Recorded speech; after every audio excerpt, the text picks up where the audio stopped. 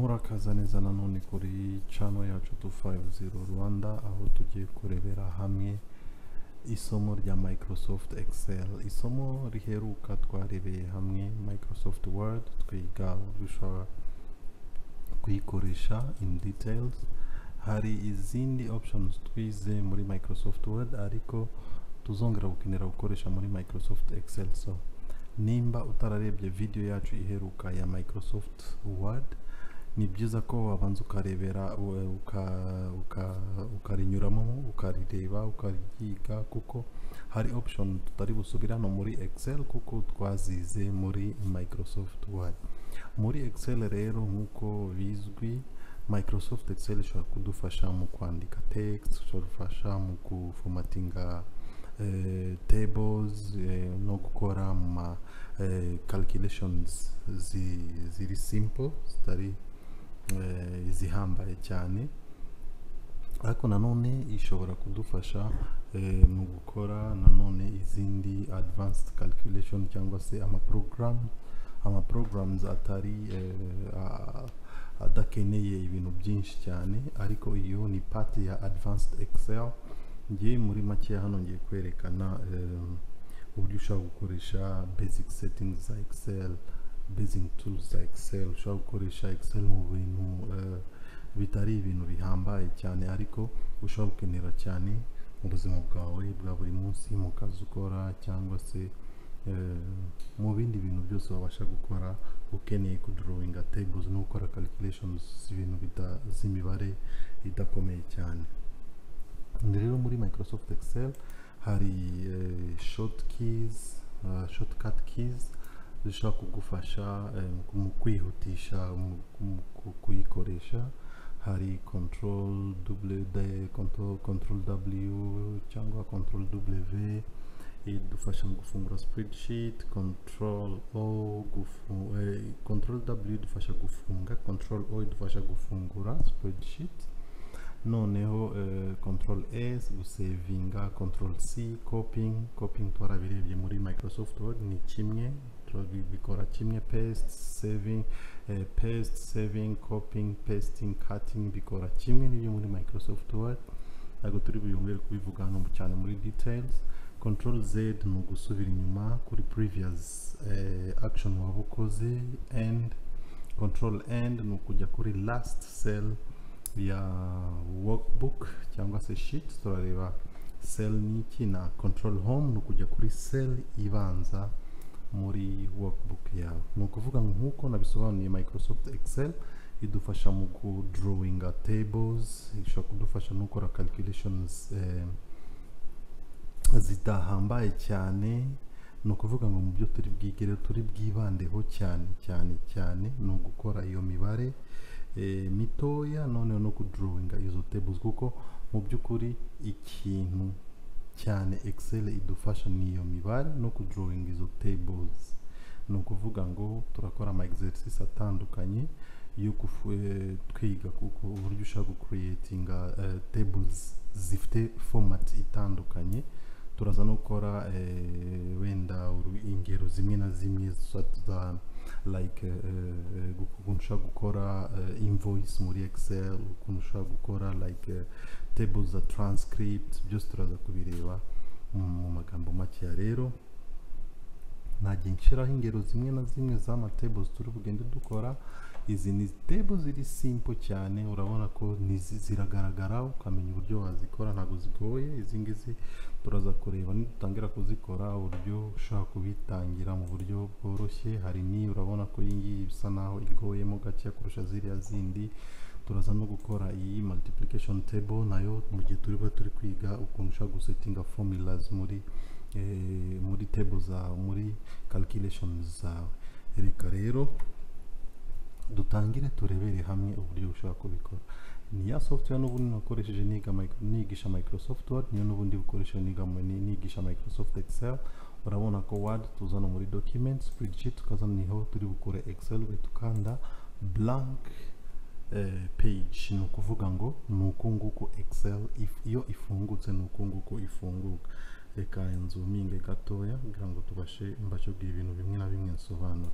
Ni ukuvuga ngo uko urabona ifite imirongo ihagaze ihagarirwa n'amanyuguti, ikagira n'imirongo itambitse ihagarirwa n'imibare tuzi 1 2 3. Ni ukuvuga ngo ibi ngibi twarabirebye, open save, iyi ni format yo guhindura file muri PDF, ni print preview twarayirebye nayo, tureba cut, tureba copy, tureba na paste naho twarayirebye. Ibi ngibi bikora kimwe no muri Microsoft, turagenda gusa twongeraho utuntu duke utashobora kubona muri Microsoft kuko dukora mu Microsoft Word, dukora muri Microsoft Excel gusa, nitwo tuntu turugende twibanda. Ariko ibindi bintu byose bikora kimwe, uraza kureba Microsoft Word kugira ngo ubashe kumenya uburyo bikora. Ni ukuvuga ngo reka dutangire rero gusobanura isomo rya Microsoft Excel. Ni ukuvuga ngo uko ubona iyi table gutya, ni ukuvuga ngo ahantu text zawe zijya ni uguhera hano kumanuka hano hejuru, nta kintu wandikamo.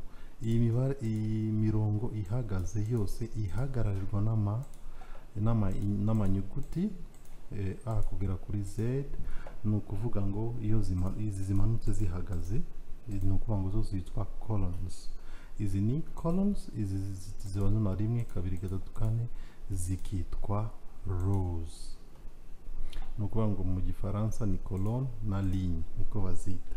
Ni ukuvuga ngo rero ihuriro rya colonne imwe na cell imwe, ihuriro rya colonne imwe na row imwe, aho hantu hitwa cell.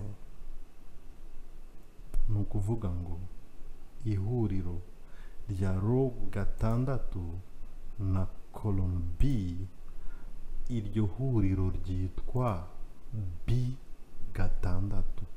Iyo B6 ni cell, yitwa cell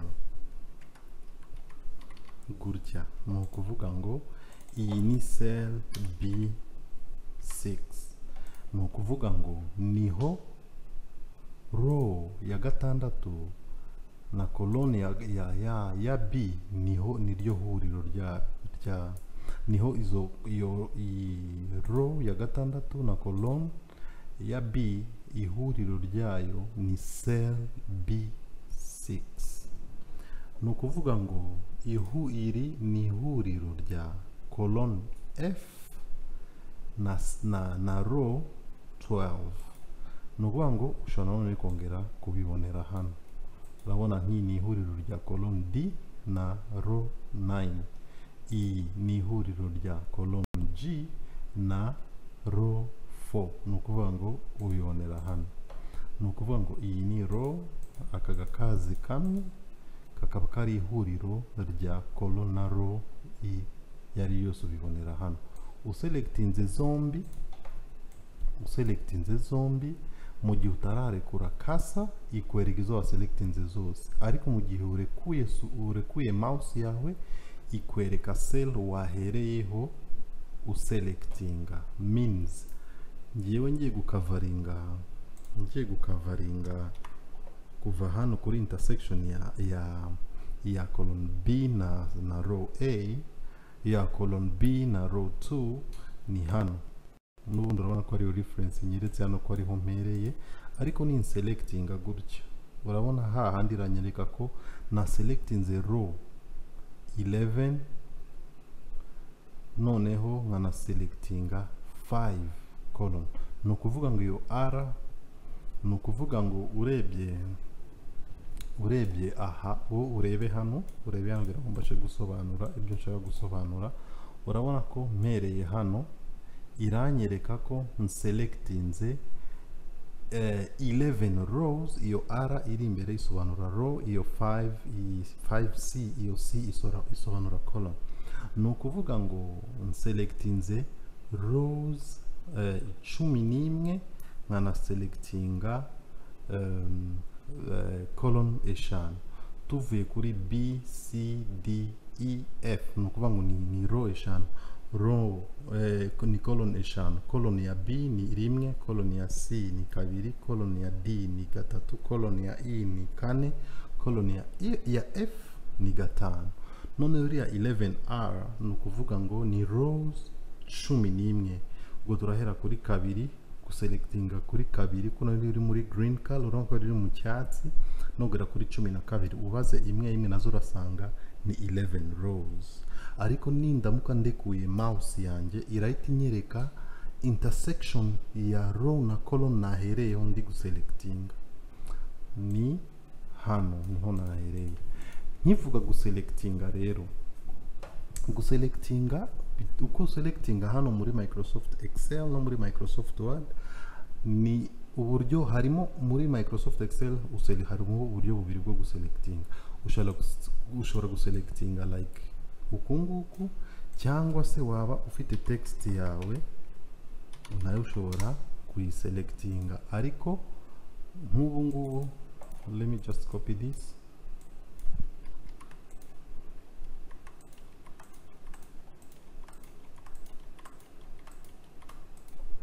Urabona ko izi ni text ziri muri column zitandukanye na cells ni column ziri muri column na row zitandukanye, ariko nshobora gukenera guselectinga izi column eshatu zose ariko ziri muri row imwe, ubwo ni row ya gatatu. Ni ukuvuga ngo ubu ni uburyo bwo guselectinga. Ariko nanone nshobora gukenera guselectinga content ziri muri cell. Twavuze ko cell ari intersection ya column na row imwe. Nuvuga ngo ushobora gukenera guselectinga izi content z'iyi cell B3. Ni ukuvuga ngo kugira ngo nishobora kuyiselectinga gutya, ubu nselectinze cell yonyine, ubu nselectinze cell just by clicking on it once.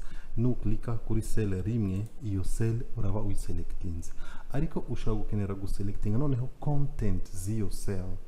Ni ukuvuga ngo ndashaka guselectinga iyi zino double L zonyine.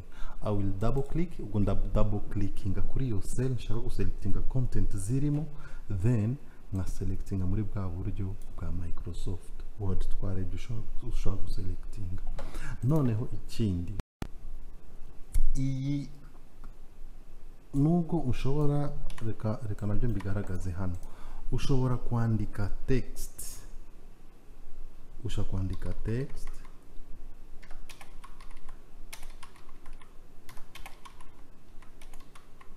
murabona ko iyi text ubungu imaze kurenga cells imwe, imaze no kurenga, igeze no muri column eshatu.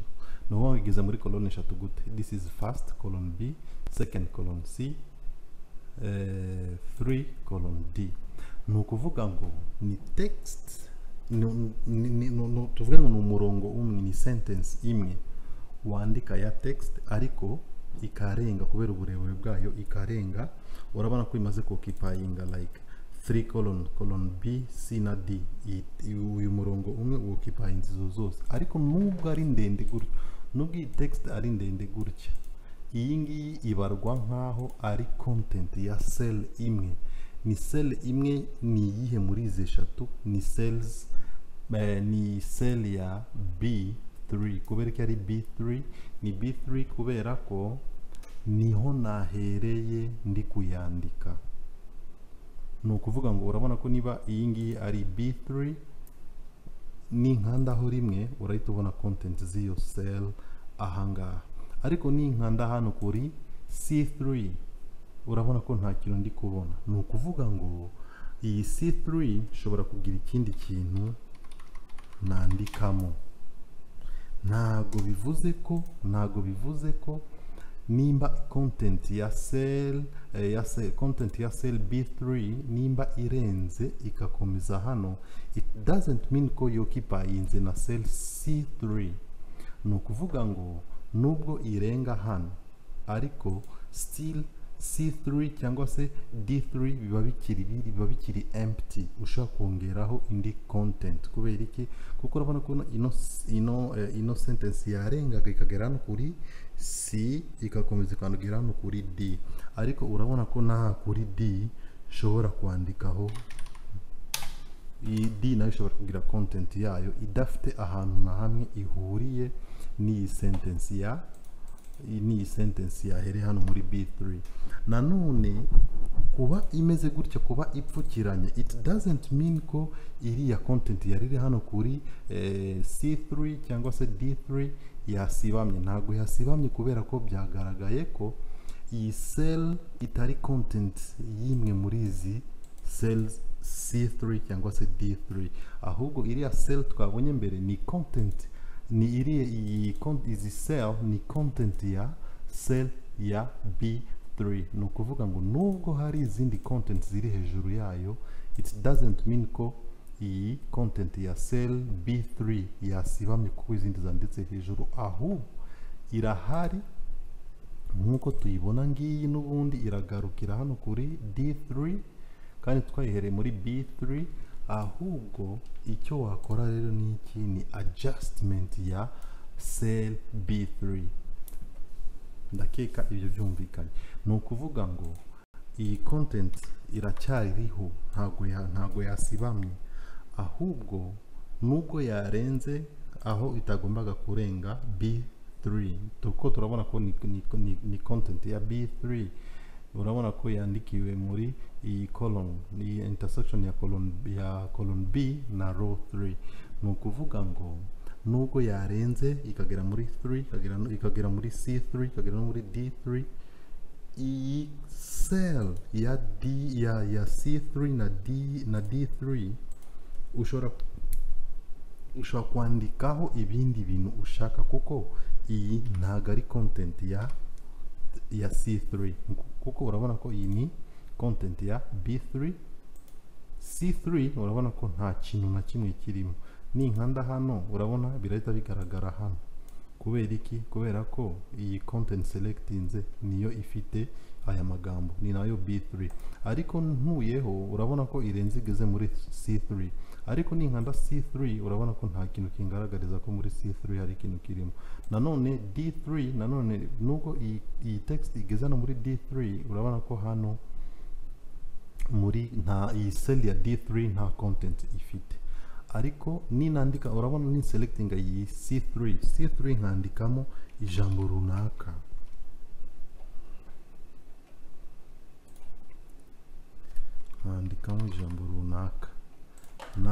nkandika. ni ukuvuga ngo urabona ko noneho hano B3 content yayo ni C3 content yayo ni name, D3 ni content yayo ni last. ni ukuvuga ngo nubwo iyi ngiyi irenze ikagera hano, itari content y'iyi cell, ntabwo byakubuza kugira icyo wandika hano muri izi cell nubwo yarenzeho. ahubwo none ikintu dukora ni iki, kugira ngo uko kubyigana kw'amagambo mu ma cells ubikureho, nibyo tugiye kureba. ni ukuvuga ngo urabona nk'iyi cell ya B3 ifite content irenze ubunini bwa cell irimo, means ushaka kongera ubunini bw'iyi cell cyangwa ukagabanya ubunini bw'iyi cell cyangwa se ukongera ubunini bw'iyi cell. ushaka kongera cell wajustinze column cyangwa se ukajustinga row, means iyi ni E3 uko tubibona hano. ushobora kuadjustinga E ikaba nini, cyangwa se nkadjustinga E ikaba ntoya, cyangwa se nkadjustinga 3 ikaba nini, cyangwa se nkadjustinga 3 ikaba ntoya. means iyi cell kuko yarenze ubunini bwa cell yanditswemo, ikintu ugomba gukora rero ni ukwadjustinga column ya B twasanze igera hano muri D, right? kuko bino mbikuyeho urabona ko igeze hano muri D. means nujya kwadjustinga, you need to pull iyi column C ukayigeza ku mwanya waho D yari iri kurangirira, kugira ngo iyo text yawe ikwirwemo. urabona ko column B yabaye adjusted kandi kandi ya content yayo ikwiriyemo neza, itarenga, ku buryo ihaye umwanya C3 na D3 nabyo bikagira umwanya wabyo.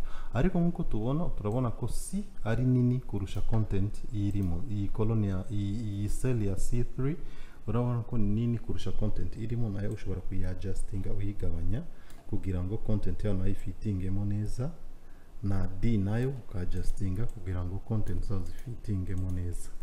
Iyo ni point yindi nashaka kugaragaza. Ndakeka uburyo ushaka kwadjustinga uwongera cyangwa ugabanya nabyo bisobanutse.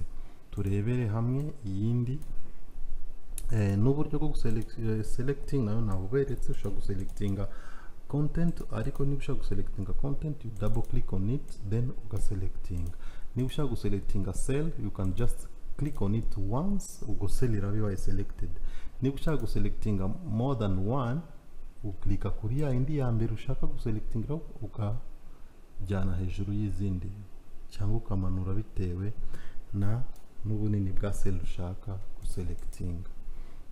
Okay, ndakeka ibyo bisobanutse. Reka nongere nsubize kuri default.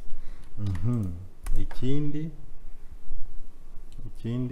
ni ukuntu ushaka kudrawinga rero table. Ni ukuvuga ngo nubwo tubona iyi mirongo nkuko uyibona gutya, ariko ntago iba drawings. Ni ukuvuga ngo you are the one, ni wowe ugomba kuyidrawinga bitewe n'iki, n'uburyo ushaka kudrawinga table yawe. Hari simple, very simple table tuzi ibigizwe na rows na column zingana. Ibyo biri simple, you just selecting ahantu ushaka kudrawing iyo table yawe, ukaza hano ugahitamo. Okay, okay, ushaka ni yihuse, ushaka gukora yihuse, you just select aho ushaka, ukaza ugaklik hano all borders igahita drawing. Ariko ushaka izindi options zitandukanye ni nabwo buryo ndi bwerekane kugira ngo byorohe. You selectinga aho hantu ushaka kudrawing iyo table, then ukaza hano n'ubundi kuri kano kantu, ariko kuri kano kantu kerekana borders, ariko ugaklika kuri kano kantu kareba hasi kugira ngo kongerere izindi options. Rero ugaklika hano munsi handitswe more borders, niho uri bubone options zitandukanye. Rero ni ukuvuga ngo aka gace ka mbere kakwereka iki, kakwereka uburyo bw'imirongo ushobora gukoresha. Ubwo buryo bw'imirongo ushobora gukoresha uhitamo bitewe n'uburyo bwa table ushaka gushushanya. Ni ukuvuga ngo reka dukore ingero ntoya dukoresheje udutable dutoya dutandukanye.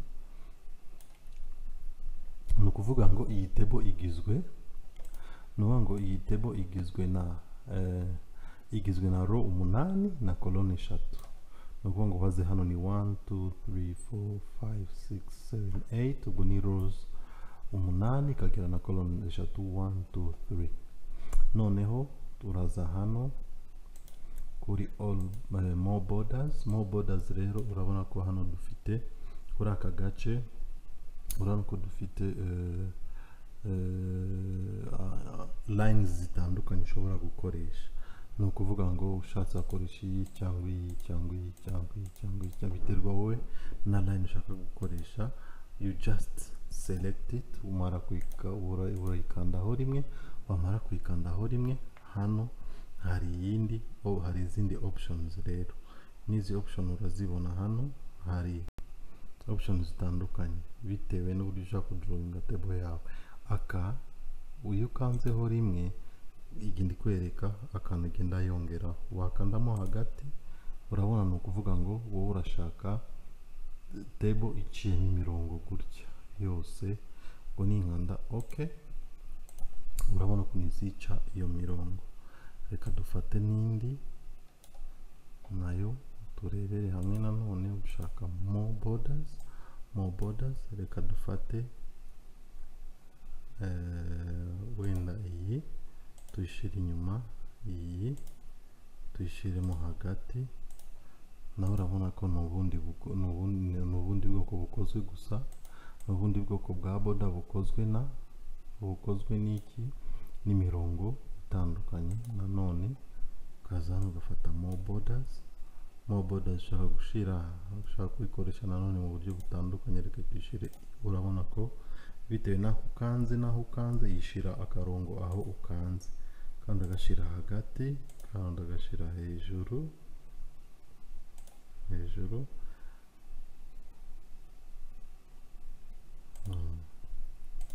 reka nkashire kuri uru ruhande, n'iyi nshire hano hasi, bakanda urabona ko ikwereka igushushanyiriza bitewe nuko ushaka gushushanya. Nanone hano ushaka kongeramo indi mirongo nanone itambika, just come here. Niba ushaka kongera mirongo itambika, you click there, irahita itambika mu mirongo. Urabona ko harimo n'utundi turongo twitambitse nongeyemo, biterwa n'ukuntu wowe ushaka kudrawinga iyo table yawe. Ni ukuvuga ngo kudrawinga table nk'iyi ngiyi ntago bigoye, ni bisanzwe, ni just column and rows. Ariko impamvu nagerageje, reka izi table nzikureho, noneho tugerageze gukoresha izi examples nateguye hano. Ni ukuvuga ngo reka duhere wenda kuri kano. Impamvu nateguye tutu exercises nuko dufite hari ukuntu tugenda duciyemo ibice bitandukanye n'uburyo ushaka kudrawinga ukurikije column ufite muri table yawe na rows ufite muri table yawe. Nkurikije kano ka table uko tukabona gutya, ubundi kugira ngo bikorohere umenye how you are going to draw your table, ni ukuvuga ngo ukurikiza table ifite rows zingahe ikagira na columns zingahe. Ngiye nkurikije ino table mfite rero, ifite ubwo ndabara 1 2 3 ubwo na 4, ubwo mbonye ko ari 4 columns. Ni ukuvuga ngo ngiye ni selecting and selecting 4 columns. How many rows? Rows ni 1 2 3 4 5 6 7 8, ubwo ni 9 rows. Ni ukuvuga ngo ni 1 2 3 4, ubwo ni 1 2 3 4, ikagira rows 8 9, ubwo ni hano. Ubwo ndarekura, nimara kurekura ubwo ndagaruka hahandi kuri more tables. Biragaragara ko ari imirongo inyuranyemo. Mbere yuko nkora kano ka design ndeba hano, reka mfate uyu murongo ugaragara cyane kugira ngo mbashe kudrawinga table igaragara. Muri makeya nkurikije uko kano gaciyemo, ni uko nguko imeze. Ikintu gisigaye rero ni ukugenda ngira gute ncamo izi zigaragara, izi kugira ngo igire format zimwe. Ikigaragara hano ni uko iyi column ya mbere ni nini kurusha izi zindi. Icyo ndi bukore hano, I will just adjust it like this. Iyo ndayadjustinga gutyo, nta kindi kintu ndi bukoreho. Noneho nkaza, kuko turabona ukurikije hano ni 1 2 3 4, ariko ubundi ni 9. Ni ukuvuga ngo ukurikije ubari muri row, muri column ya mbere, urasanga ari nka big rows enye, ni 1 2 3 4. Ariko urebye ukomeje gutya ni 1 ni 2 ni 3. Ngenda zamanye mpite nkora seleka, uretse ndaza kubikora nyuma ibyo ngibyo. Urabona ni nka 1 2 3 4, ariko urebye neza ni 1 2 3. Ni ukuvuga ngo ino ya mbere ifunze muri rows eshatu. Ndaselectinga rows eshatu, ni 1 2 3. Ubundi mitenza ahangaha, reba kano kantu neza, ni merge and center. Witukanda merge and center kugira ngo ibashe guhuza izo rows eshatu izigire imwe. Kuko urabona iyi ngiyi uyibaze hano ni nkaho ari cell imwe, ariko ni cell imwe bakase, yari rows eshatu ziciyemo barazihuza bayigira imwe, kuko urumva ko ushaka gukomeza ubara hano gutya rimwe, iyi ikaba kabiri, ikaba gatatu, ariko urebeye hano ni cell imwe niyo nkoze hano. Nkongera nkarebeye iya kabiri nayo ni rows ebyiri bafatanyije muri izi ngizi bazigira zimwe, means ndaza hano rimwe kabiri, iyi ni rows ebyiri ndazigira imwe, naha hasi ni rows ingahe, rimwe kabiri gatatu, ndaselectinga eshatu, rimwe kabiri gatatu, nayo nyigire imwe. Ni ukuvuga ngo format y'iyi ya mbere ndayifite. Turagenda hano ku ya kabiri, iya kabiri rimwe kabiri, iyi ngiyi nayo ahangaha birasa, ndagira gutya, naho ni ebyiri zifatanye. Hano turabona ko ni ebyiri, nanone ni column ebyiri. None hano twahuzaga rows, ariko hano tugiye guhuza column B na C tuzigire imwe, ubwo nahangaha tugeze. Noneho tuhite dufata na iyi, ubwo ni iyi 1 2 ni 3, ubwo ni iyi ni imwe, nuko gusa iyo bayigeze gute barayadjustinze gusa gutya. Uburebye hano nuko iyi ya nyuma ni ndende, ariko ni imwe yabaye adjusted gusa. Nakira turi buyikoreho, ikintu turi bukore turaza guselectinga twebwe, aho tugiye gukora ni hano. Ubwo I will just select 1 2 3, then nkore hano merge and center. Ubwo iyi nayo irarangiye, ubwo hararangiye.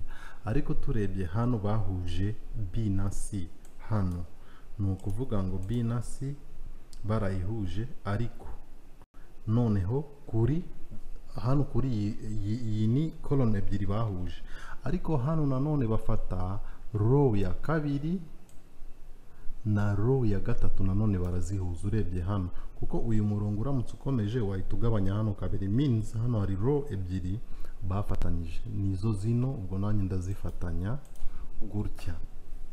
Twarangiza hano turaharekera gutya, aha naho tumanuke. Ubonye n'ahangaha urabona ko yari bukomeze gutya, means turasimbuka 1 2 tuze hano,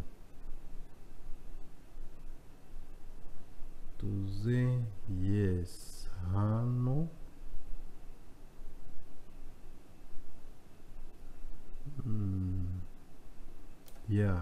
hano yes, ubwo niho hano.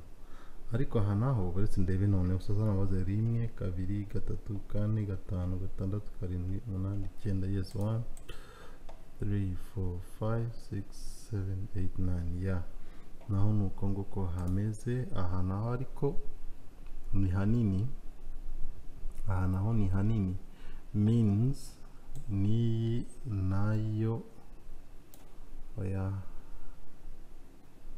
hano harimo 1 2 3, yes nuko nguko kameze. Hano harimo rimwe kabiri gatatu karindwi umunani, rimwe kabiri gatatu kane gatanu umunani, yes nuko nguko kameze.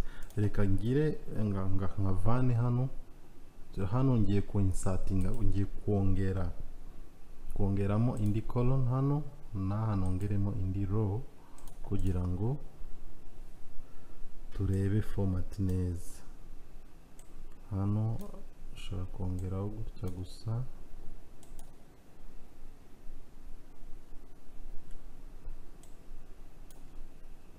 naha ongeraho gatoya, ariko iyi nkaya adjustinga like just here. Urabona ko at least bike tugerageje, turagerageje kudrawinga iyi table tuyikoze muri Excel. Ni ukuvuga ngo it's a lot, ni ukubisubiramo cyane, ukagerageza ugakora ku buryo ubasha kubimenya no kubimetereza, uburyo ushobora kubikoresha udafite ingorane n'imwe. Ni ukuvuga ngo ni ugukomeza ukagerageza ugasubiramo, ukiha nawe exercises zihagije kugira ngo ubashe kugira ubumenyi buhagije. Ni ukuvuga ngo ushobora gukoresha nanone ikindi sheets zitandukanye. Ni ukuvuga ngo urabona nk'ahangaha hasi iyi ni work ya mbere dukoze, dushaka kucreaho ni sheets zitandukanye bitewe na work ufite yo gukora. Ni ukuvuga ngo iyi ni table ya mbere dukoze, iyi sheet ushobora no kuyihindurira izina ukayita like table 1. ni ukuvuga ngo work yacu ya mbere yari ku drawing ino table, kandi n'ingi turayikoze. Reka turebe table ya kabiri. Table ya kabiri ni iyi, nubwo isa naho yoyo ifite akazi kenshi, ariko reka turebe nayo uko dushaka kuyi drawing. Ukundi uko twatangiye hariya ni hano, ni kimwe nta gihambaye kirimo, ni how many rows how many columns. Uburyo nubwo buryo uzagenda umenya uburyo ushaka drawing izo table. How no ifite column imwe, ebyiri, eshatu, enye, eshanu, esheshatu, zirindwi, 7. ubwo ni 1 2 3 4 5 6 7. ubwo ni 7 column ikagira rows zingahe? 1 2 3 4 5 karindwi, 8 9 10 11. ni ukuvuga ngo ni 7 column 11 rows. ni ukuvuga ngo ni ahangaha, naho ngaho. Reka tuyigarure hano kugira ngo turebereho.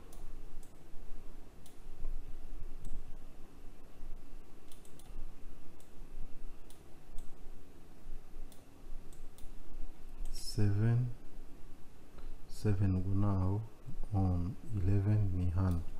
ni ukuvuga ngo table yacu rero bwa mbere ifite imirongo yose 7 11 ifite imirongo yose. ubwo ndaza hano nanjye ndayiha imirongo yose nuko table imeze. Then 1 2 3 4 hasi ndasigayo row, ndasigayo cells enye kumaro, ndasiga row enye kuri column A za nyuma. 1 2 3 4 ndabara 1 2 3 4. ubizi zose ndazi marginga hamwe kugira ngo tubashe gukora kano kantu. noneho nkagabanya izisigayemo kabiri, means ndaselectinga eshatu ndazimarginga, nize eshatu nzimarginge kugereka. reka nongeremo, ubwo ni insert, ni insertion ya row imwe kugira ngo mbashe gushiramo kano gatandukaniro hano hejuru tubashe kureba table yacu neza. ubwo urabona nkoza insertion ya row nkakora na insertion ya column. ni ukuvuga ngo iya aha turaharangije n'aha turaharangije. hano nta kintu turi buhinduremo kuko ni 1 2 3 4 5 6 ni cells esheshatu. 1 2 3 4 5 6 nta kintu turi buhindure hariya, ariko hano izi ebyiri turazikollapsinga hano. ubwo ni kuri row ya gatatu. 1 2 3 turasiga ino cell ya nyuma ariyo iyi ngiyi. ni ukuvuga ngo nizi nazo turazihuza. twongere tuze hano, iyi ya nyuma tuyisige, duhuze izi ebyiri. nanone niho hano nitugaruka hano hasi, izi zose turazihuza. ni tuyihuze means na ahangaha tugeze. yes, niba ari ahangaha tugeze rero, ubwo ni hano tugeze. niyo turasiga iya nyuma, turaza duhuze zino, duhuze n'izi. ni ukuvuga ngo turacurika kano gusa. hano twayisize kuri uru ruhande dusiga cell imwe, ariko kuri inshuro turasiga iyi cell imwe. ubwo n'ahangaha tugeze. nanone hano ni same setting na hano, turaza nanone hano tuzihuze, tuze n'ahangaha tuzihuze. urabona ko biri turi kugenda tubikora nta kibazo. ibindi bisigaye byose ni uko ngo iyi ngiyi naho nta nubwo yari ikomeye, ntabwo yari ikaze cyane. ni ukuvuga ngo iyi table nayo ikaba irarangiye. ubwo ni table 2. iyi ngiyi hari indi table nanone dufite hano, yo iyi nayo irasa n'itoroshyemo, ariko nayo turagerageza kuyikora. icyo tuyirebaho iyi ngiyi nayo ni kimwe na biriya.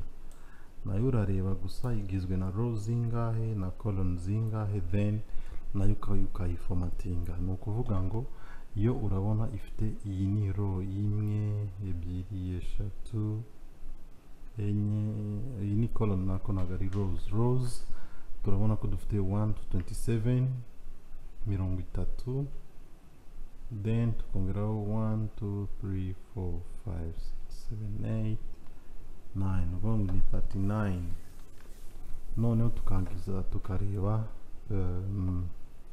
koloni imwe ebyiri eshatu enye eshanu esheshatu zirindwi umunani icyenda 10 11 12 13 14 15. ni ukuvuga ngo iyo ifite koloni 15 ikagira rows 39, nayo ntago ikomeye, gusa nuko iyo ifite n'utundi tu design. ubwo akaba ari ahangaha tugiye no gutangirira aho turi burebere hamwe na formulas. ni ukuvuga ngo dusanze dufite 39 hano tukagira 15 14 I don't remember, reka turabikora. reka bon kuri suggestion kuri form kuri table ifite amagambo nk'uku nguku, beta kubanza gutypinga amagambo then ukaza guformatinga nyuma, kugira ngo utaza guformatinga mbere ugasanga hari ibyo wagiye usimbuka. ariko umaze kubimenyera byose ni kimwe, ushatse wa formatinga mbere cyangwa se ugatypinga mbere, ariko njyewe nayipinga mbere na formatinga table yanjye nyuma. ni ukuvuga ngo reka dutayipinge kugira ngo tubashe kureba utundi tuntu tumwe na tumwe. kubera ko biri bufata akanya, ndaba mpagarikije video mbanze ntayipinge, nindangiza ndongera ngaruke. table narangije gutayipinga text. ni ukuvuga ngo tugiye kurebera hamwe rero uburyo dushobora gukora formatting noneho y'iyi table. ni ukuvuga ngo ngitangira gusobanura gakeya nerekanye uburyo iyo utayipinze text ikarenga cell ikarenga aho yagakwiye kurenga, nerekanye uburyo ushobora kuyigabanya. ni ukuvuga ngo nanjye urebeye hano kuri iyi format urabona ko company name yarenze ino cell ya B, means ndadjustinga iyi B kugira ngo ibashe gukwirwamo.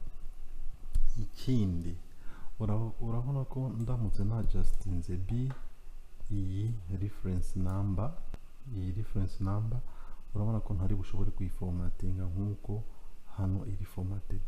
rero iyo bigenze gutya, ikindi urabona nk'ahangaha kuri no table, original table iri hano, urabona ko uko biri kose hano hari indi text igomba kuhajya kuko ni company name igomba kuzuzwa hano.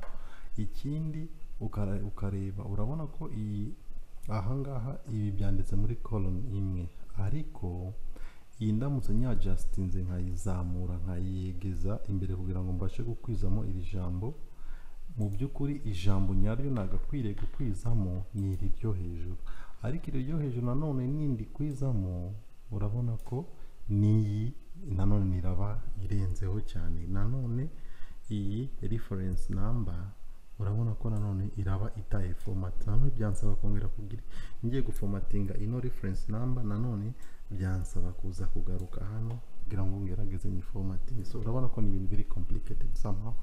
ni ukuvuga ngo rero aka tricky niko nari ngiye kwerekana. nanone ushobora gukoresha bitewe n'ukuntu format yawe imeze.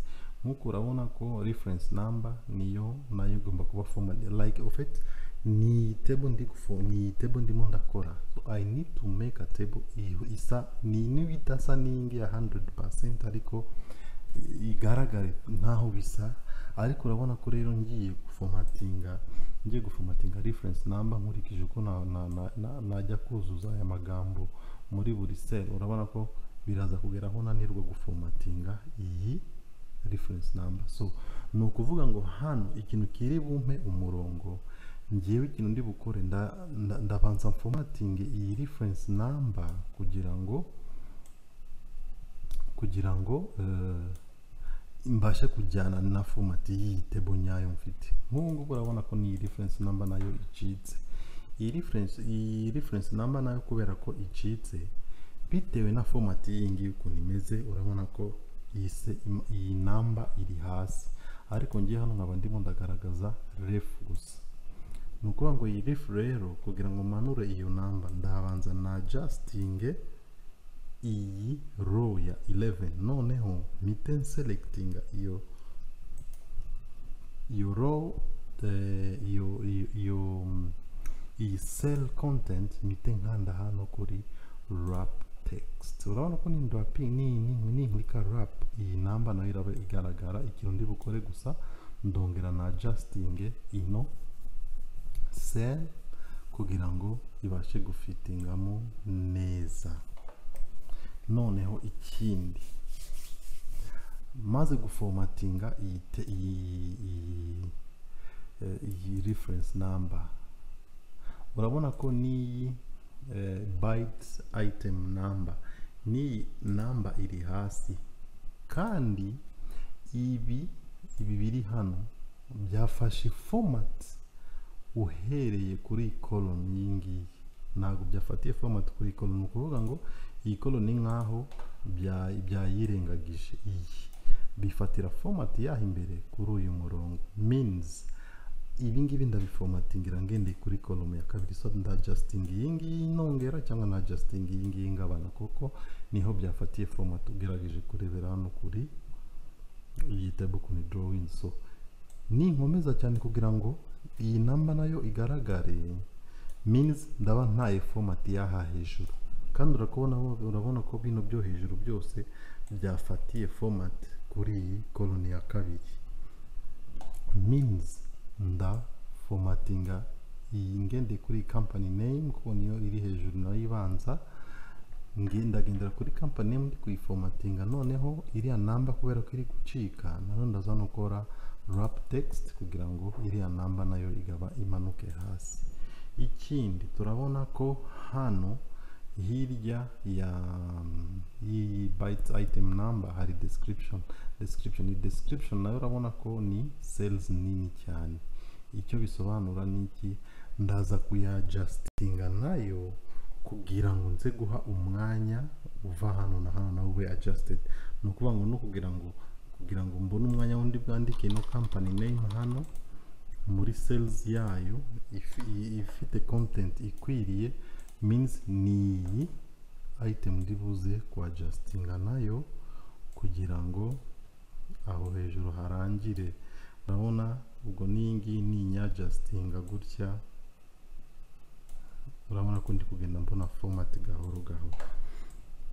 Ikindi ni aya magambo nayo burya formatinze, kanawe turebe. Okay, ntaya ngaya hano urabona ko ari hagati muri cell, ni ukuvuga ngo icyo gihe urakora iki? Urabona ko ziri muri iyi ngeze kuri row 11, ukuvuga ngo ndakanda hano kuri umubare wa row zirimo, ubwo ni 11, ndakanda kuri uyu mubare, cyangwa se ninjya selecting zose gutya, ariko mu buryo bwihuta ndakanda gusa 11. None nze hano ndakanda center. Ibi nawe twarabirebye muri Microsoft Word.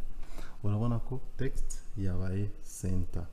Ni ukuvuga ngo nanone ndareba hano, urabona ko ni byte quantities. Byte quantity ni cell, ni column zingahe? 1 2 3 4 5 zabaye imwe. Ni ukuvuga ngo ndaselectinga 5 ni 1 2 3 4 5 kugera kuri unit. Naho ndahita nkora iki? Ndahita nkora margin cell. Ni ukuvuga ngo urabona ko niyi format yo kuva hano ubwo ni hano hambere kugera hano biri fine. Noneho ndongera ndebe hano engineers estimate nayo ifite ni column imwe, nayo ni iraba ebyiri turi buhuze kugira ngo zigire iyi content ya unit amount na BID, ni content amount na BID, ariko biragaragara ko niyi yabaye wrapped. Naho ndayimanura kugira ngo ndakanda ndayirappinga hano wrap text kugira ngo amount nayo imanuke hasi bayigumemo. Nanone hano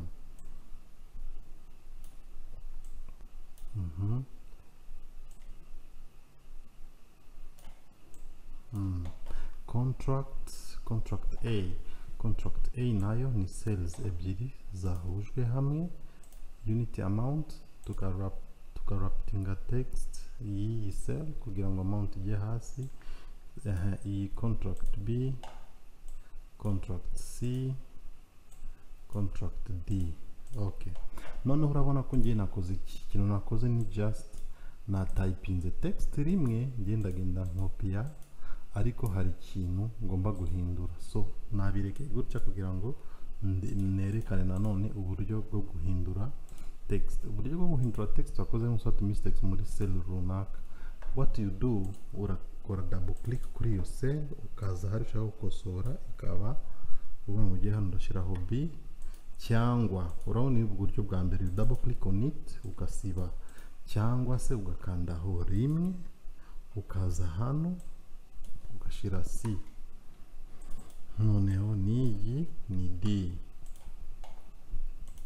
ni ukuvuga ngo naha nanone ndakora wrap text ikamanuka, naha ndakora wrap text ikamanuka, naha ndakora wrap text imanuke. Ni ukuvuga ngo iyi irarangiye. Ikintu gisigaye reka dukore hano hasi, kamanure gatoya garure hano hasi. Nanone turasanga imibare, reka turebe iyi mibare, reka turebe wenda, reka nyisibe kugira ngo turebe n'uburyo ushobora gushiraho iyo mibare. Ni ukuvuga ngo gushiraho iyi mibare ntago bigoye, ushobora kwandika rimwe ugakanda enter, kabiri ugakanda enter, gatatu ugakanda enter, kane ugakanda enter, gatanu, gutyo gutyo. Ariko urabona ko kwandika gutyo rimwe kabiri bigenda bitwara umwanya munini. Hari uburyo ushobora kubyandikamo rimwe gusa, wandikamo rimwe hano, wamara kwandikamo rimwe ugakanda enter, ukagaruka ugaselectinga ya rimwe. Urabona hano kanzooming urebe, urabona ko hano mu nguni yo hasi hari akandi ka square gato yasinziri buri bukaboneka, ni hano mu nguni yo hasi, ariko ushireho ino kasa yanjye, aka kasa k'umweru kameze nk'umusaraba, ushize kuri ako kanone ga square gatoya, uwo musaraba uhita uhinduka kandi gasaraba k'umukara. Iyo bihindutse gutyo uhita clickinga rimwe, ugaholdinga mouse, ugaholdinga iyo button yawe, then ugakurura ugana hasi. Urabona ko iri kugenda yongera imibare, ugakurura ugana hasi kugeza ku mubare ushaka. Imibare urabona ko iri kugenda yiyandikaho. Ni ukuvuga ngo ngiye nkeneye 27 rows, ndahita ndekura. Urabona ko 27 imaze kwiyandikamo hose. Zooming out kugira ngo dukomeze. Noneho ikindi ni ugushiraho izi nabishizeho, I guess ngibi biri hano. Okay, igisigaye ni amabara. Noneho ni amabara tugahita dushiraho n'iki tugahindura na font. Ni ukuvuga ngo ubu tugiye gukora iki, reka tubanze by BID tabulation template, reka naho tubanze tuyihindure gatoya. Okay, reka tubanze duhindure font niba ntibeshye yanditswe muri TM, yanditse muri T, eka niyingiye ndakeka niba ntibeshye. Then iyi ngiri muri bold, twarabirebye ukuntu ushaka kubihindura bold muri Microsoft Word. Ubwo utarareba Microsoft Word uranyarukira kuri video yiheruka. Then color turabona ko yenda kumera nk'iyi ngiyi, nayo turagendera aho ngaho, singaho ngo bihora 100%. hano kala n'umweru ariko kugira ngo bigaragare neza reka tubanze duhindure background. Guhindura background rero urabona ko kuva hano kuri project name kugera kuri bid quantity, ubwo ni hano ya project, aha kuri company name kugera hano, uretse turaselectiona kugera kuri project number, turafata iryo bara ry'ubururu, ariko iryo bara ry'ubururu turebe niba ari iri, iyi ni font color, reka turebe kuri iri bara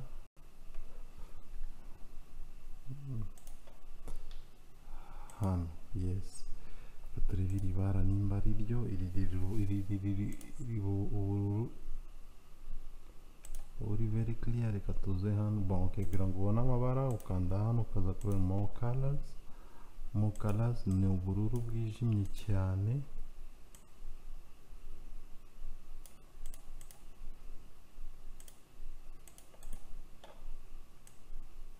ugahindura ibara ugereranyije n'iryo ubona rihari, then ugaklika okay, n'iryo ya rijimye, iri rirakeye cyane, ubwo ni ibara ryijimye cyane, reka nanjye ubwo bururu bwijimishe cyane. Okay, just like that, tugendere kuri ako ka urugero. Then font yo irahita iba umweru, font color ni umweru. Noneho ya ubwo n'ahangaha contract, ahangaha engineers estimate contract nabyo birafata iryo bara.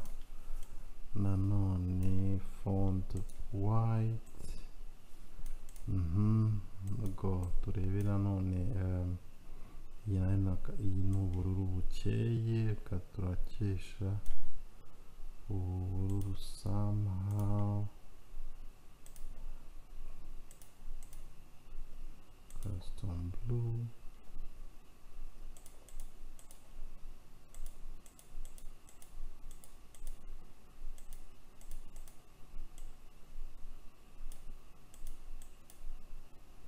ubururu wakeye cyane. Nanone let me check it out, oya ubururu ni bukeye cyane, come here, select this blue, yes, reka ndekere ubu bururu, reka ndekere ubwo ngubwo sinabona ngo bise cyane. Then font nayo ni white,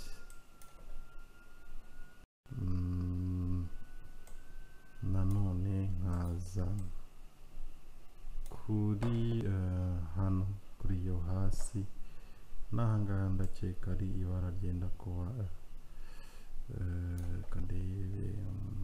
same like this. Your blue is very dark, ni ukuvuga ngo ni ukugarukira hano kuri unit, ubwo ni hano,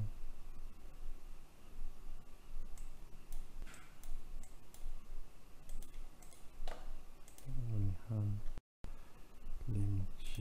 ni hano kuri unit, ubwo ni hano hose, yes, nkafata iyi blue, it's not this blue, ni blue.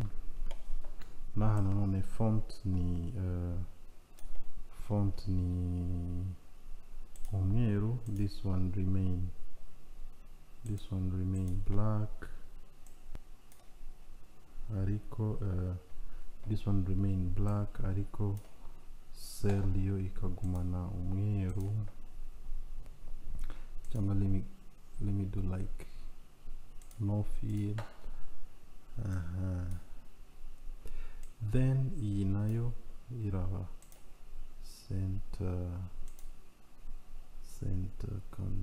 ya hano, niraba merge and the center nairaba tugende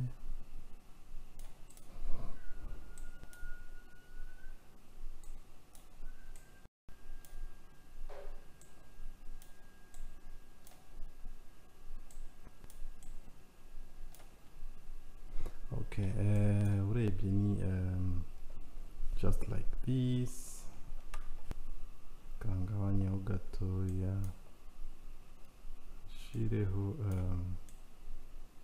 okay reka gabanya gatoya kugira ngo ndebe hano n'aha hariho uturongo dutoya hano. I'm not going just to limit, reka nshireho this line and this color, yeah, to be just like there is, wait, iyi nkashiraho iyi color, yeah, just like this. Then nkaza hano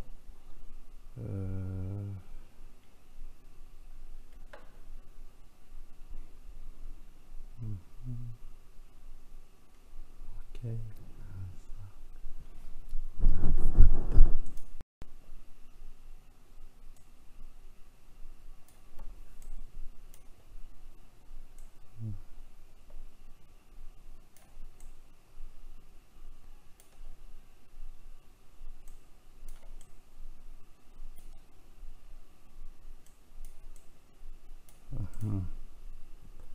goni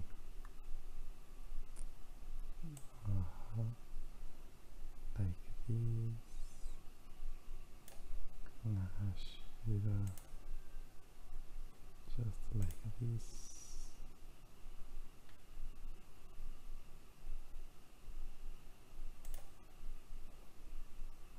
Now let me just take this one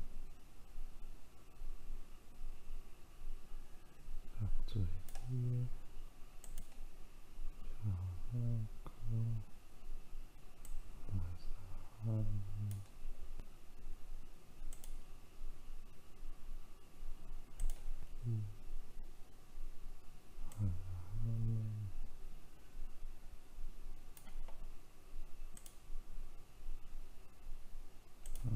Like this.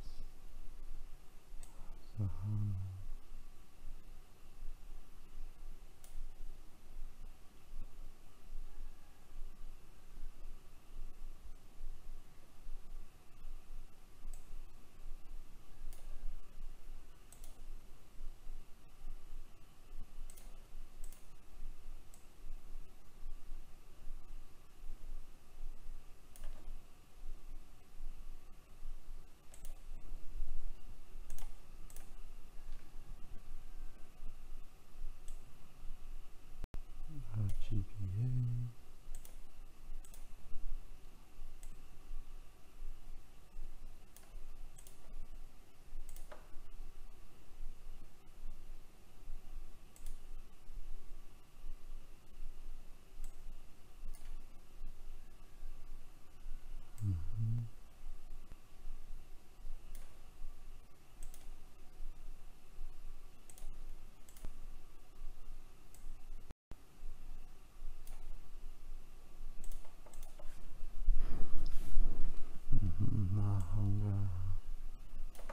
The same like this.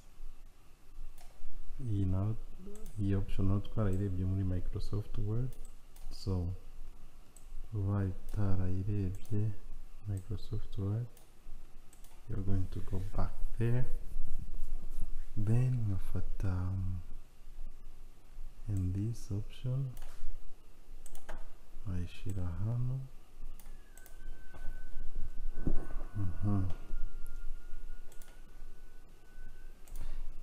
So imirongo iyo tugezeho ubu ngubu wabona ko hano haciyemo ni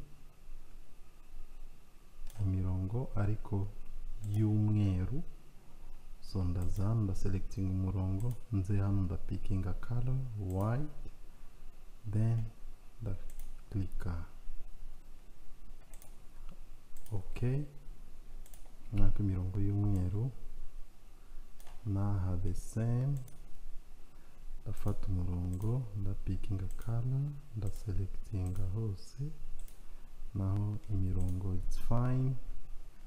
Naha ngaha the same, naho ndaza hano ndapikinga imirongo color white, na the same.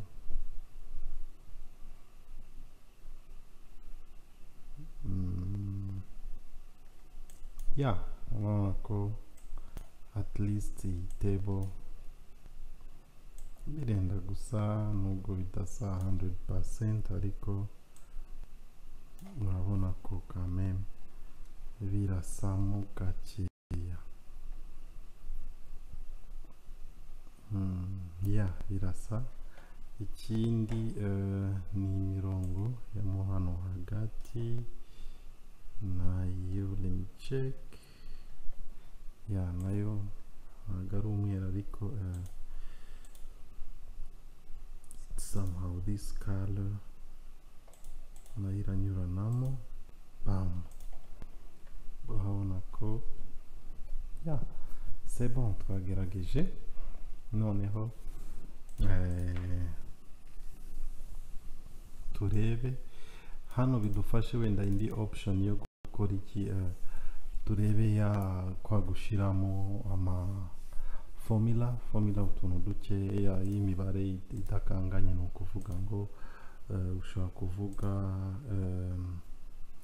let me say, reka nshire wenda imibare runaka hano. Ni imibare mu mutwe, ni imibare ndi kwandikaho gutyo gusa idafite igishingiye, just for example. Reka ahubwo nanavanemo indi hano nshira.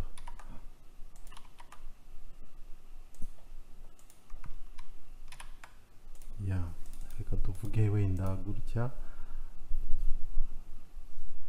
reka na tuvuge unit wenda, let me say this. Na ni imibare idafite igishingiyeho, just typing text, numbers. Reka ningi, let me just copy and paste kugira ngo tugire vuba.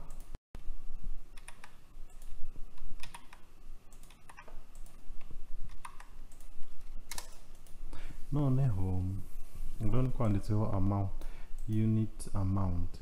Reka tuvuge iyi amount ni iyi quantity times unity biduha igiciro. Ni ukuvuga ngo urabona ko uburyo dushizemo ino formula ni just gukanda ikimenyetso cyo guteranya cyangwa se ikimenyetso cya egal. Ni ukuvuga ngo bingana na gute, bingana na quantity dukubye unit kugira ngo biduhe igisubizo. Bishobora kuba nanone quantity duteranyije, quantity tugabanyije. Ni ukuvuga ngo ni ikimenyetso just ikimenyetso cyo kugabanya, cyo guteranya, cyo kugira gute. Ni ukuvuga ngo ushaka kumakinga ko ari this 10. Ni ukuvuga ngo icyo ukora niki, ushiraho ikimenyetso iki kimenyetso cya equal cyangwa egal, cyangwa se ugashyiraho ikimenyetso cyo guteranya cyangwa plus. Byose nta kibazo, ushiraho equal ukavuga ngo 10 gukuba. Ni ukuvuga ngo izi sign zose zo gukuba, guteranya, kugabanya twarazirebye muri Microsoft Word. Ni ukuvuga ngo urareba kuri video ya Microsoft Word kugira ngo ubashe kubona bino bimenyetso.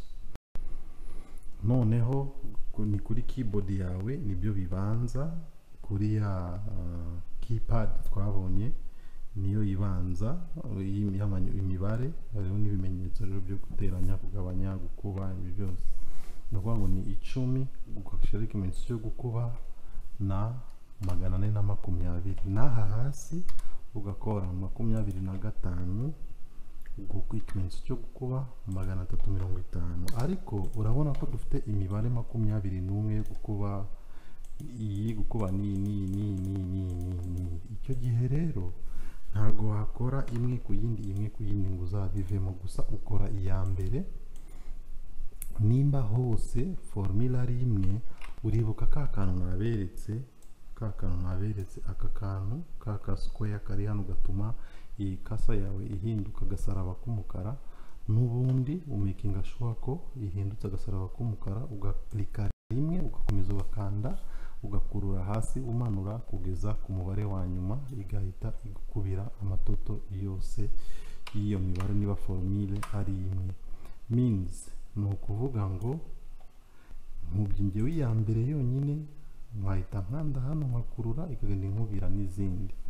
Rero hari ubundi buryo gukora kugira ngo imibare yawe igaragare neza. Urabona nk'ubu ngubu hari ukuntu itagaragaramo neza, ariko ushaka kuvuga ati reka nshire imibare ibiri inyuma y'akitso, cyangwa se nshireho itandukaniro hagati y'imibare itatu. You just click hano, yo ikamenya ngo yari gukora automatically sige ebyiri inyuma. Ariko udashaka gusigaho zino 0 inyuma, uzikuraho ukanda hano uzivanaho, cyangwa se hano ushiraho imwe ushaka, biraterwa nuko ushaka gukora imibare yawe. Then igisigaye no gukora toto. Then toto nanone ushaka gukora, urabona ko uko biri kose toto iraza hano, kuko ukurikije format ya table yacu toto igomba kuza hano munsi. Ni ukuvuga ngo iyi ni toto y'ibi byose. Icyo wakora, you are just going to select all of this kugeza aho ushaka ko igisubizo kijya, cyangwa se aho birangirira. Wowe ugakora iki? Ugahita ukora ino sum, toto sum, ihita ikora toto ikagushira toto hasi. Then nayo ugaseparatinga kwa kundi kugira ngo bigire format zimwe, ariko aka gasubizo rero twagire muri bold kaciye kugira ngo atandukanye n'ibindi. Ariko noneho tukeneye gukora iki? Kuri ibi byose tukeneye kongeraho tax ya 9.9%. Ni ukuvuga ngo icyo uri bukore ni iki? Urabara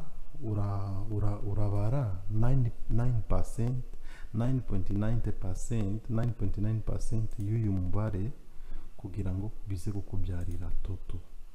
Means kugira ngo tubone uno mubare, tubone 9.9% y'uyu mubare, ni ukuvuga ngo turakora iki?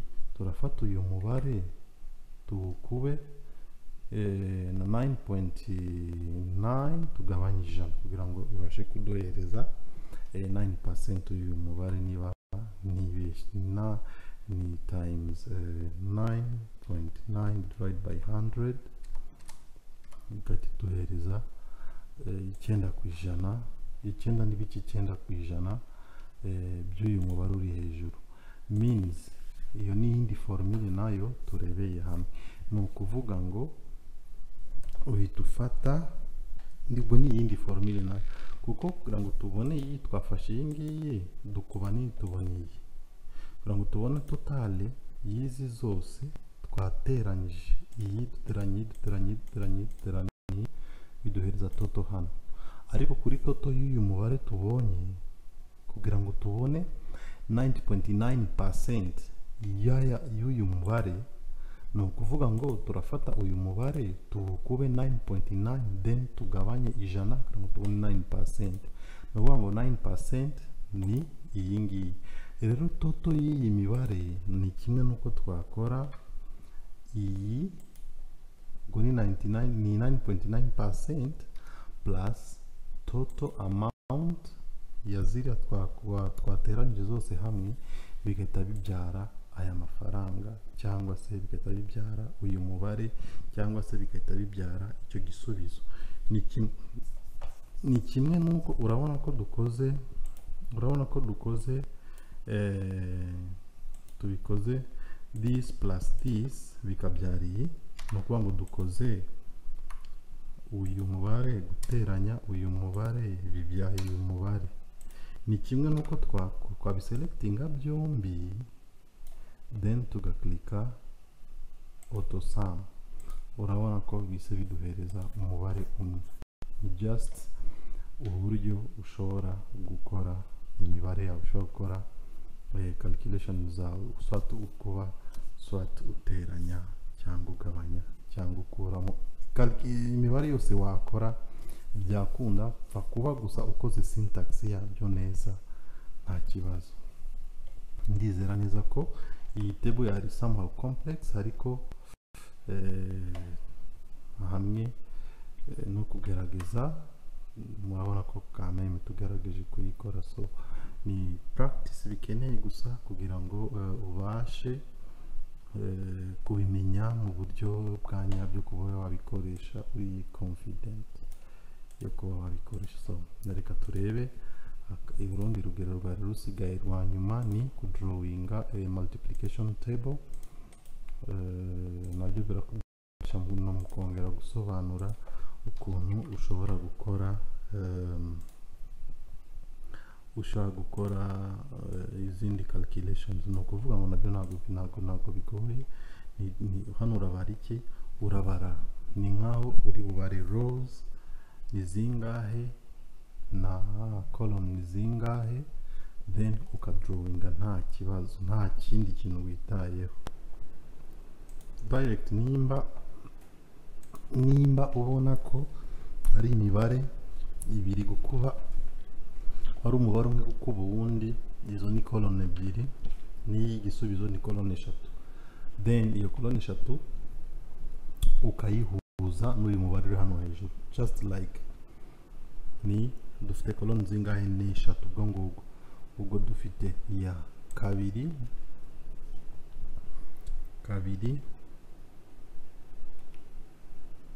rimwe ni igisubizo. Dushaka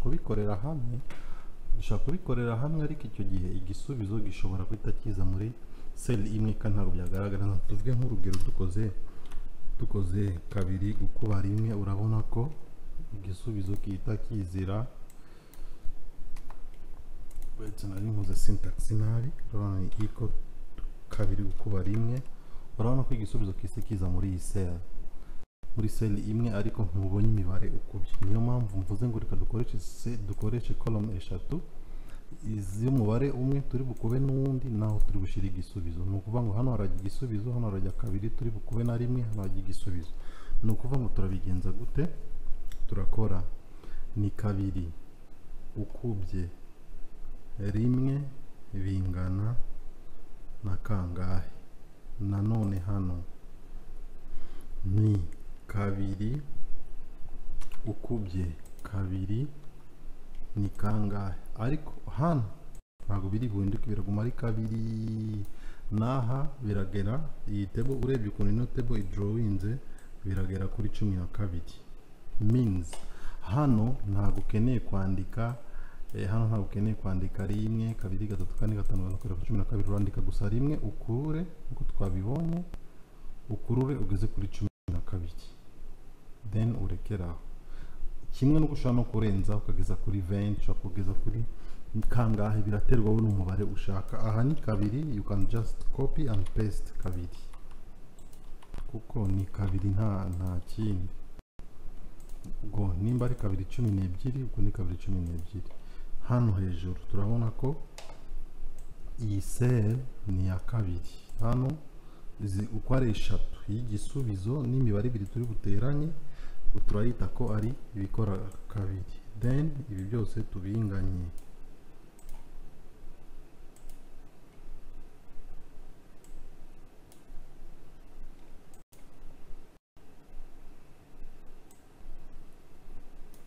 nk'uku, then dukore kabiri ukubye rimwe ni kabiri.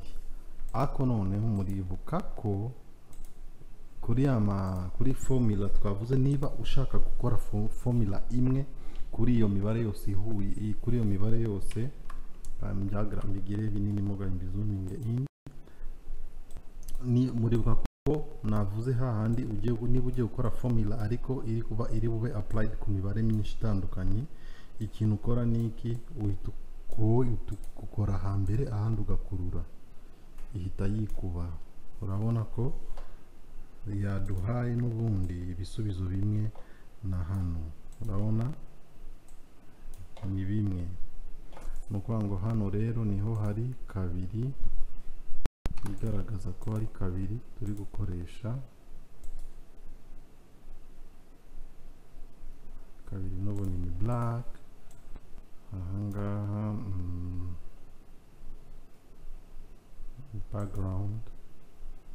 background needs like somehow pink,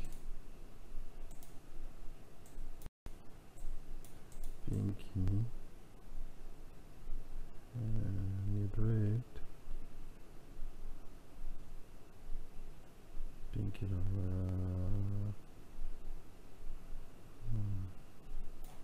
reka nyifatire hano pink, kanyerekere gutya. Ni ukuvuga ngo iyi ni imwe, noneho hano hari gatatu, hano nayo ni tricolor, hano hari gatatu, hano ni gatatu,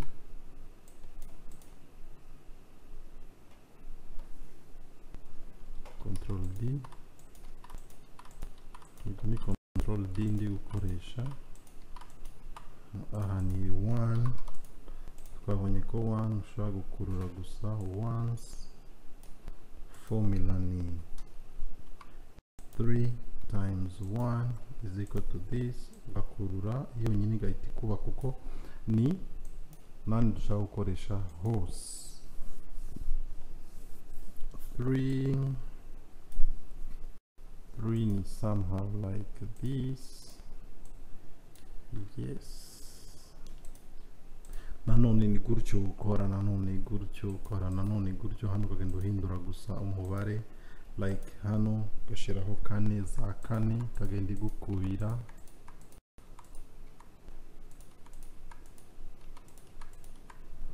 Urabonye kane gukuba 1248, yes. Hano ni washiraho tuvuge wenda ya 9, n'ubundi ushobora kudrawinga nanone nkuko drawings no ugakoramo yani y'9, 8,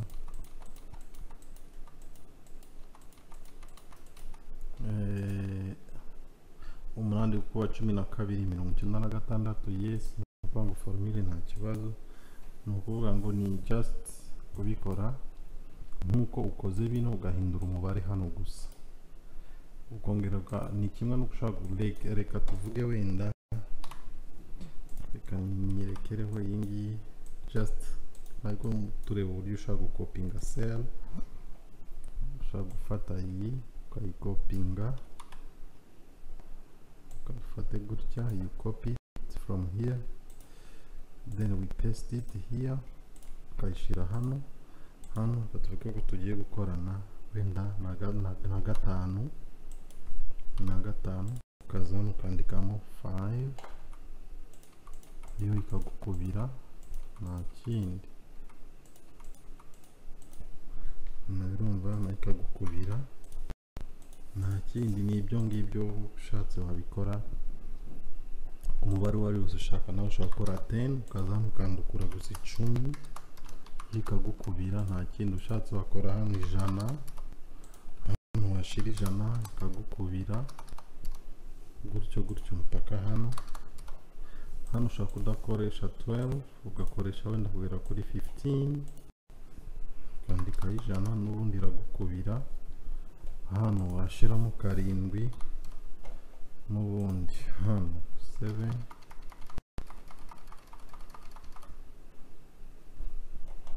hano kongera formule nayo iragukubira. Ni ukuvuga ngo ni umubare wo ushaka gusa gukoresha.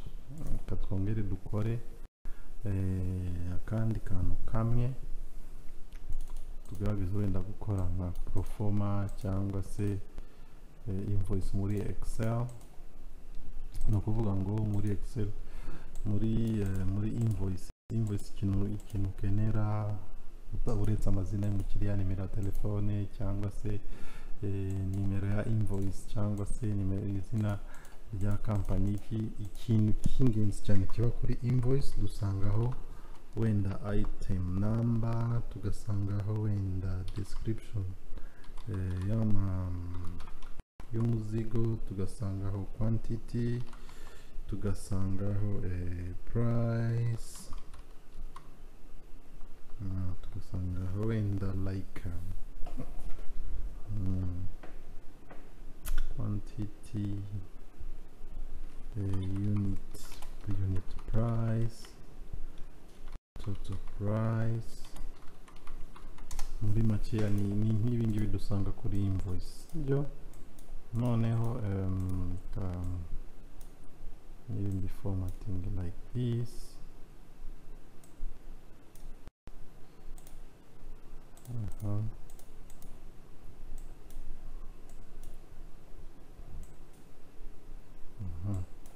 Ni ukuvuga ngo this is one, ushyiraho one kugeza aho ushakiye, ukagaruka hano wenda ushaka gushyiraho client name, client details, hano name, phone number, wenda destination date, invoice number, ntacyo. Noneho hano ni description y'ibintu, hano bikaba igiciro cya kimwe, hano ikaba iki giciro ukubye ibingibi hano biraguha kangahe. Iyo ni formule ugomba gushyira muri format yawe, ugomba gushyira muri invoice yawe. Ni this, ni aya, ukubye aya biraguha angahe. Kubera ko ari formule igomba kuba applied hose, uyishyira hose. Then hano ubwo hano hahita hajya, ubwo ni total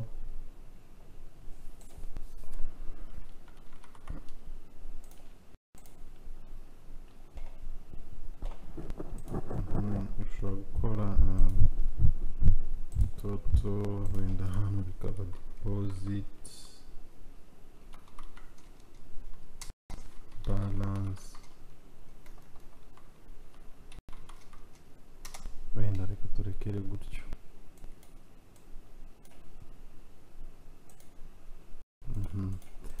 Ni ukuvuga ngo hano turakora ni ya table ya hano yo nagoye, ni just gutya. Iyo ni table ariko iyi ntabwo ikenewe, iyi ntabwo ikenewe, iyi ntabwo ikenewe, n'iyi ntabwo ikenewe. Noneho iyo umuntu ndetse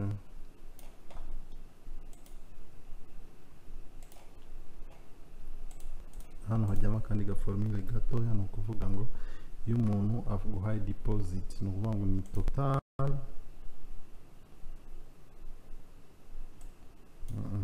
iyo umuntu aguhaye deposit ni total, ukavanamo deposit hagasigara balance. Ndakeka ariko bimeze. Ni ukuvuga ngo umuntu aguha deposit, ukavanamo deposit aguhaye, ugasigarana ayakugomba. Ni ukuvuga ngo nuko bimeze. Then hakazaho, reka turebe mu rugero.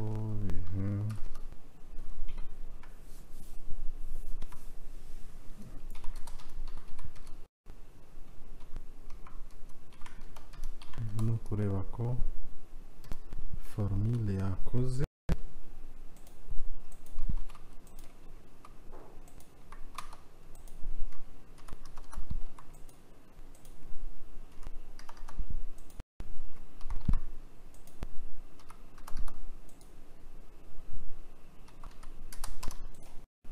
Hano rero ugafilingamo wenda ibiciro bya kimwe,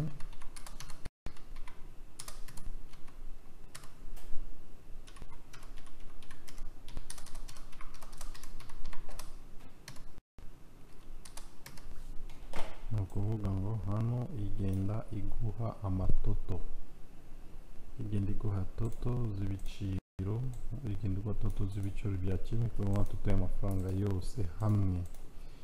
Ni ukuvuga ngo hano muri balance kanongereho gatoya,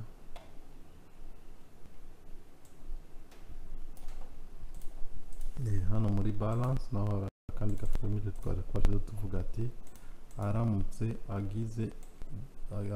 agize deposit aguha, ubwo icyo gihe wakora iki? Wakwandika hano deposit, reka tuvuge wenda duha deposit ya 45,000,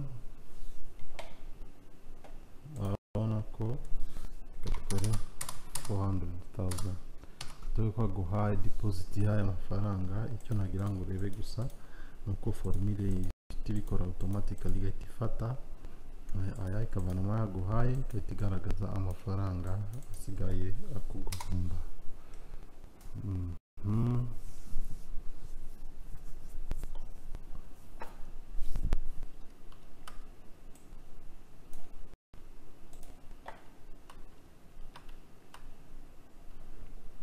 Ndumva ari ibyo ku isomo ry'uyu munsi rya Microsoft Excel. Ni ukuvuga ngo ubutaha wenda tuzagaruka tureba some advanced Microsoft Excel, tureba wenda za advanced formulas like the VLOOKUP, tureba za if condition, tureba zimwe na zimwe zigenda zidufasha gukora ibindi bintu biri advanced kurusha ibindi, ariko kugeza ubu ngubu ibingibi turebye ni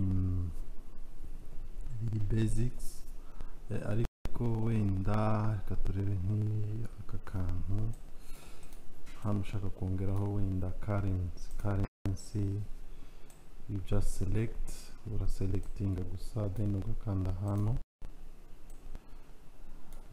Izi ni amafaranga ya cyangwa se select, kanda hano ugashyiraho muri iyi faso, ugatandukanya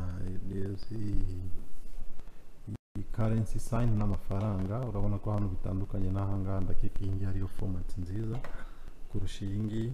Urabona hano ibintu hano bitondekanye neza. Ikindi wenda sorting ya ABC, reka turebe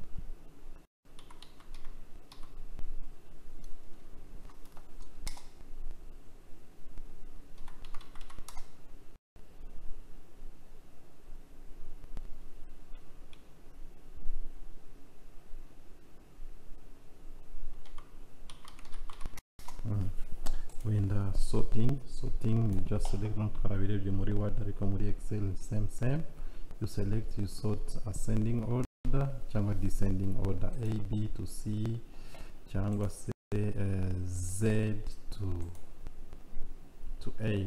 Urabona ko yahera kuri Z imanuka